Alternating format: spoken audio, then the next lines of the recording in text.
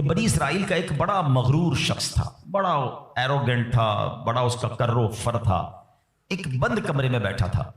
اچانک ایک شخص کمرے میں داخل ہوا اور اس مغرور شخص کی طرف لپکا، تو وہ بڑا تکبر والا آدمی تھا، وہ بڑا غصے میں آ گیا اور کہتا کہ تم ہو کون؟ میرے کمرے میں آ کیسے گئے؟ تمہیں آنے کی اجازت کس نے دی؟ تم جانتے نہیں میں کون ہوں؟ جو اندر آنے والا شخص تھا وہ کہتا ہے مجھے اس گھر کے مالک نے اجازت دی ہے، اور میں وہ ہوں جسے کوئی دربان روک نہیں سکتا، میں وہ ہوں جس کو کسی سے اجازت لینے کی ضرورت پڑتی نہیں ہے، مجھے کسی کا دبدبا ڈرا نہیں سکتا، نہ ہی مجھ سے کوئی مغرور اور سرکش شخص بچ سکتا۔ اب جیسے ہی یہ باتیں سنی نا تو مغرور شخص جو تھا وہ ڈرنے لگا، وہ کانپنے لگا، وہ گھبرا گیا۔ وہ کہتا ہے کہ آپ تو ملک الموت معلوم ہوتے ہیں، کیونکہ جس کو کوئی نہیں روک سکتا، جس کو کسی کی اجازت کی ضرورت نہیں ہے، جس کو کسی کا دبدبا کر و فر ریزسٹ نہیں کر سکتا، وہ ملک الموت کے سوا تو کوئی نہیں، لگتا ہے آپ ملک الموت ہیں؟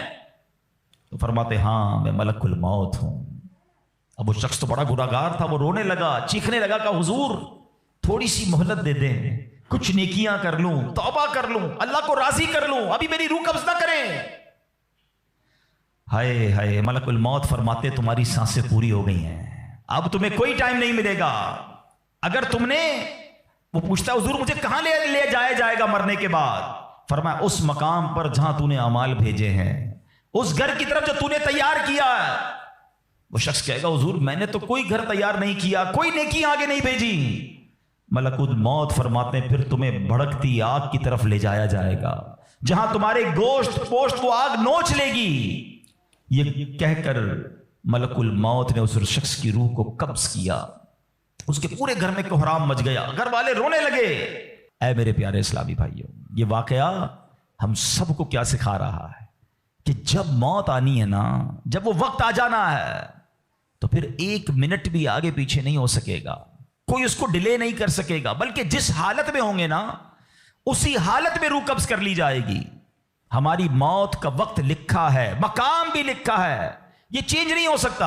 اگر موت سمندر میں لکھی ہے تو $2.5 لاکھ دے کر بھی بندہ وہاں پہنچتا ہے جہاں موت لکھی ہے۔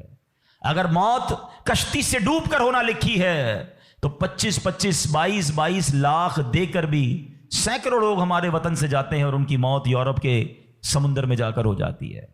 اللہ پاک جو بھی ان میں مسلمان ہیں سب کی مغفرت فرما، مگر میں نے اور آپ نے اس سے عبرت کیا لی کہ بندہ وہاں پہنچے گا جہاں اس کی موت لکھی ہوئی ہے۔ ایک بار حضرت سلیمان علیہ نبینا علیہ الصلوۃ والسلام کی بارگاہ میں ایک شخص بیٹھا تھا۔ آپ کی بارگاہ میں ملک الموت آیا اور اس شخص کو ذرا گھور کے دیکھنے لگے، واپس چلے گئے۔ وہ شخص کہتا حضور یہ کون تھے جو آئے تھے اور مجھے گھور کے دیکھ رہے تھے؟ فرمایا یہ ملک الموت تھے۔ کہتا حضور لگتا ہے میری روح قبض کرنے والے ہیں، آپ مہربانی کریں، آپ کی تو ہوا پر حکومت ہے، آپ ہوا کو حکم دیں کہ ہوا مجھے اڑائے اور مجھے ہندوستان لے جائے۔ حضرت سلیمان بیت المقدس کے علاقے میں رہتے تھے نا، آپ نے وہ حکم فرمایا، ہوا نے اس بندے کو اٹھایا اور ہندوستان پہنچا دیا۔ کچھ دنوں کے بعد پھر ملک الموت آیا حضرت سلیمان علیہ السلام کی بارگاہ میں۔ آپ نے فرمایا تم میرے ساتھی کو کیوں گھور رہے تھے جب آئے تھے؟ تو کہا میں حیران تھا کہ میرے پاس یہ لکھا ہوا تھا اللہ کی طرف سے کہ تھوڑی دیر بعد مجھے اس کی روح ہند میں قبض کرنی ہے، اور وہ آپ کے پاس بیٹھا ہوا تھا۔ اللہ اکبر۔ حضرت سلیمان نے کہا میں نے ہی تو حکم دیا، اور ہوا نے اسے ہند پہنچایا، اور جب وہ ہند پہنچا تو پرٹیکولر ٹائم پر اسی مقام پر اس کی روح کو قبض کر لیا گیا۔ ہائے ہائے ہائے، یہ ہے میری اور آپ کی حقیقت۔ دوڑتے رہتے ہیں، بھاگتے رہتے ہیں، پلاننگ ہے کہ ختم نہیں ہو رہی، فکریں ہیں کہ ختم نہیں ہو رہی، ہر وقت بیٹھے ہیں اگلا پلان کیا ہے، 5 سال کا، 10 سال کا، ایک دکان ہے تو 2 دکانیں، ایک گھر ہے تو 2 گھر، بڑا گھر، ہوادار گھر ہے، نوکری ہے تو کاروبار کرنا ہے، ملک سے باہر جا کر جناب پیسے کمانے، یہی سوچ ہے بس۔ اس پورے شیڈول میں موت کہاں ہے؟ اس پوری تیاری میں موت کہاں ہے؟ ایک دن ہوگا کہ اچانک اچک لیے جائیں گے۔ سیٹھ جی کو فکر تھی ایک ایک کے 10 کیجئے، موت آپ پہنچی کہ حضرت جان واپس کیجئے۔ اور آپ کو پتا ہے جس عالم میں اور آپ ہوں گے، بڑی میں اہم بات کرنے جا رہا ہوں، یہ آپ نے دیکھا نا کہ حضرت سلیمان نے حکم فرمایا تو ہند پہنچا، کوئی کشتی میں تھا، اس کی موت وہاں تھی، کوئی سمندر پانی کے اندر ہزاروں فیٹ نیچے جانا تو اس کی موت وہاں لکھی تھی۔ اس کا مطلب تو یہ ہوا کہ میں کہیں بھی کسی بھی مقام پر مر سکتا ہوں، میری موت پتہ نہیں کہاں لکھی ہے۔ اب ذرا غور کیجئے، ہم سب پتہ ہے کیا چاہتے ہیں کہ موت کے وقت ہم سجدے میں ہوں، چاہتے ہیں نا؟ اللہ کرے اللہ کے گھر میں موت آئے، کلمہ پاک پڑھتے ہوئے موت آئے، تلاوت قرآن کرتے ہوئے موت آئے، نبی پاک پر درود پڑھتے ہوئے موت آئے، اللہ ایسا کرم کر دے کہ مدینہ منورہ میں موت آئے، گنبد خضرا کے سامنے موت آئے۔ یہی تصورات ہے نا، ایک مسلمان چاہتا یہی ہے کہ یار موت آئے تو کسی اچھے عالم میں ہو، کسی بڑی خوبصورت باوضو نیکی کرتے کرتے دنیا سے جاؤں۔ تمنا تو سب کی یہ ہے۔ اچھا مجھے ایک بات کا جواب دیں، یہ کیسے ممکن ہے کہ کوئی بندہ صبح سے شام تک نماز نہ پڑھے اور کہے موت سجدے میں آئے، صبح سے شام تک مسجد میں نہ آئے اور تمنا یہ کر رہا ہے کہ مسجد میں موت آئے، باوضو رہتا ہی نہیں ہے تو کیسے امید رکھ رہا ہے کہ باوضو موت آئے، قرآن کھول کر پڑھتا ہی نہیں ہے تو کیسے امید کر رہا ہے کہ تلاوت کرتے کرتے موت آئے؟ جو صبح و شام گالیاں دیکھتا ہے، کیا اس کو ڈر نہیں لگتا کہ گالی دیتے دیتے موت آ سکتی ہے؟ جو شراب پیتا ہے اس کو ڈر نہیں لگتا کہ شراب کے نشے میں موت آ سکتی ہے؟ جو بدکاری کرتا ہے اس کو ڈر نہیں لگتا کہ بے حیائی اور بدکاری کرتے ہوئے موت آ سکتی ہے؟ جو تاش کھیلتا ہے، جوا کھیلتا ہے، اس کو ڈر نہیں لگتا کہ مرتے اسی وقت میں تاش کھیل رہا ہوں اور مجھے موت آ گئی، تو میں نشہ کر رہا ہوں مجھے موت آ گئی، میں بے حیا اور بدکاری کہ بری بری باتیں ٹیلی فون پر ساری ساری رات کر رہا ہوں، اس وقت موت آ گئی۔ ملک الموت کو منع نہیں کر سکو گے کہ میں غلط کام کر رہا ہوں، ٹائم دے میں توبہ کر لوں، نہیں۔ جو سجدے میں ہوگا وہ سجدے میں اٹھایا جائے گا، جو درود پڑھتے پڑھتے جائے گا وہ درود پڑھتے پڑھتے اٹھایا جائے گا۔ سوچے وہ جو شراب میں جائے گا، نشے میں جائے گا، ادھر کیسے اٹھایا جائے گا؟ اب اس کا آسان حل پتہ ہے کیا ہے؟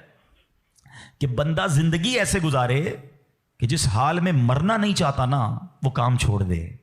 عقل بندی یہ ہے کہ اپنے دن کا شیڈیول ایسا بنائے کہ میں وہ کام ہی نہ کروں جس میں مرنا نہیں چاہتا، ورنہ میں روک نہیں سکوں گا موت کو۔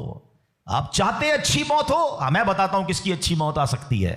جو ماشاءاللہ 5 ٹائم پابندی سے نماز پڑھتا ہے، جو روزانہ تلاوت قرآن کرتا ہے، جو بار بار تسبیح نکال کر تسبیح بھی پڑھتا ہے، درود بھی پڑھتا ہے، جو دکان پر بھی جاتا ہے تو نماز کا ٹائم ہو تو نماز کے لیے کھڑا ہو جاتا ہے، جو حلال روزی کماتا ہے، جو گناہوں سے اپنے آپ کو بچاتا ہے۔ ارے اس کی تو 24 گھنٹے میں کبھی بھی موت آنی ہے، سبحان اللہ۔ وہ رات کو سوتا ہے تو باوضو سوتا ہے، اس نیت سے سوتا ہے کہ فجر میں اٹھنا ہے۔